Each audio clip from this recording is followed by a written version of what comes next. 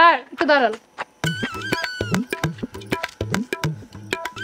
এইটা তোমরা কি করলা? হলুদ দিলাম। সুলতানা, তোমার সাথে কথা বলতে না করছে রতন ভাই, এটা কি তুমি ভুলে গেছো?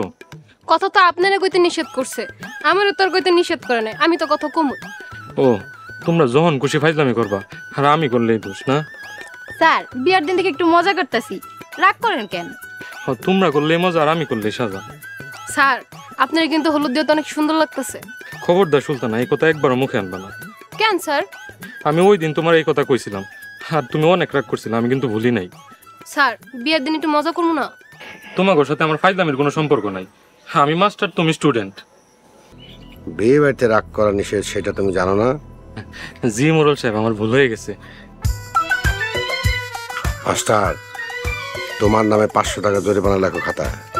এইটা আপনি কি কইতেছেন? একটু কম করলে হয় না? 600 টাকা লেখো।